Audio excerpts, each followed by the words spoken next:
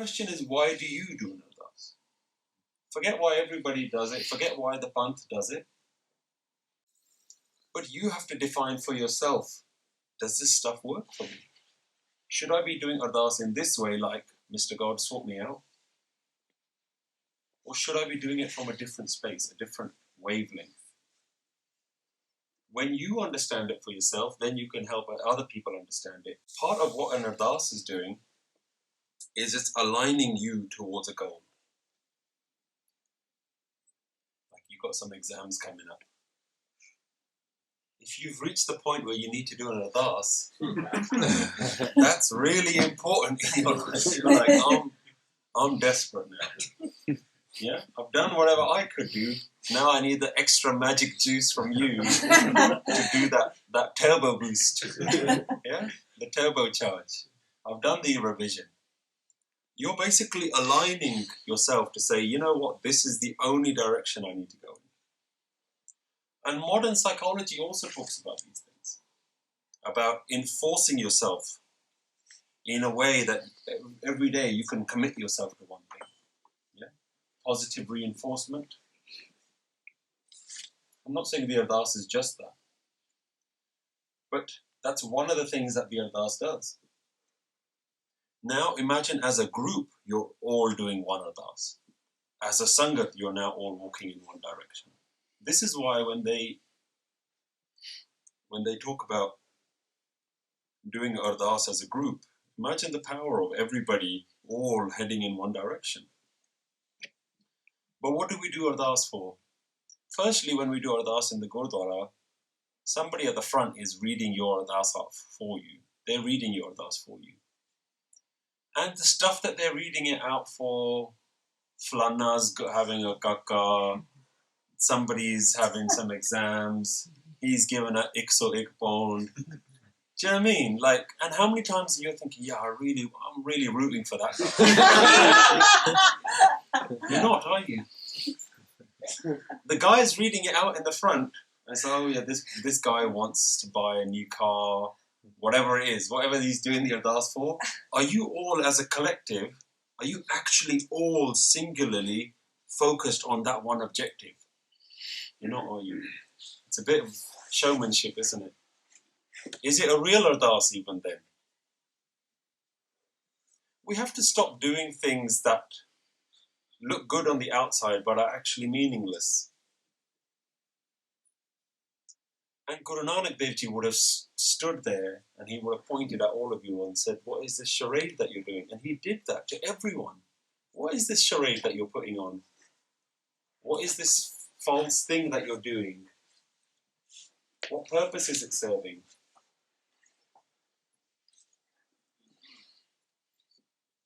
So we have to first learn at what point do I reach at which Ardas is needed. It's not just everyday God sort me out. Yeah? At what point does it become so important?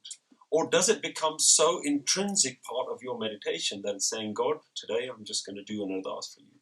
And I'm going to do this every day. But you have to decide, what does that mean for you? Yeah? And when you know what it means for you, and at what point you do an Ardas, and what are you doing an Ardas for? Are you doing an Ardas for material wealth? Are you doing an Ardas to change hukam? You might do an Ardas because a little child is really ill. Maharaj, save this child. Your Ardas might be really good. Maharaj, save this child. They're really ill. But within that, you're bringing your own duality in. Save this child. Why? Because life is better than death. Why?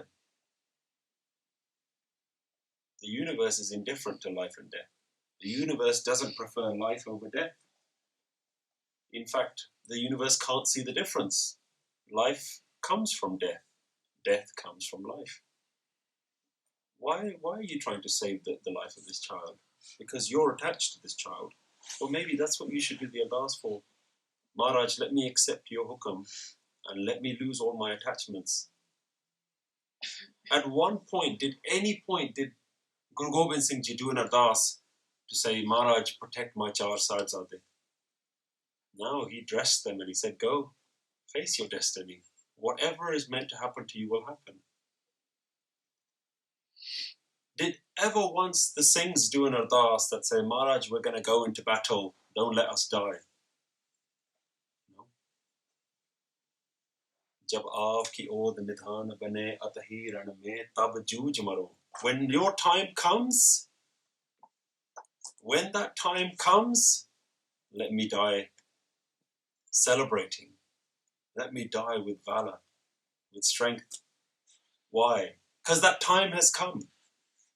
Nobody's saying, don't let that time be now. Maharaj, please don't let me die today. That's how we would do an Ardas. Maharaj, don't let me die today. The Khalsa doesn't do Ardas like that. The Khalsa says, if it's my day today, let me die in Jardigal. Because the Khalsa doesn't seek to change the will of God. When we do an Ardas, we're doing it to change the will of God. But God is indifferent.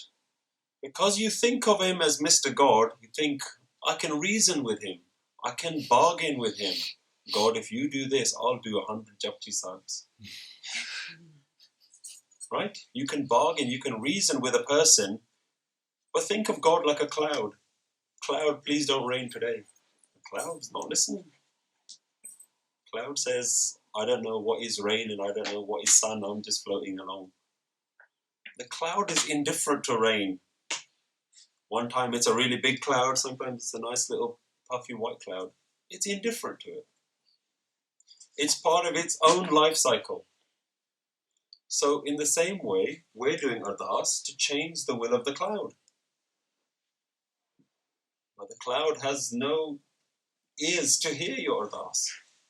So what you're saying is that we should, when we do Ardas, we should just accept the hukam and not change it. Yeah. That's why And by doing the Ardas, are you asking God, let me learn how to accept? No, there's no Mr. God to let you do that. You're aligning your own focus. You're aligning your own focus. When you make that, you're tuned in, you're quiet, everybody else is quiet. This is like the most pure thing you can do, is to stand there and absolutely focus all of your attention in one direction and bow and surrender to say, just let whatever's going to happen, let it happen. And don't let me stand in the way. Otherwise, you're just standing in the way. Whatever's going to happen, let it happen.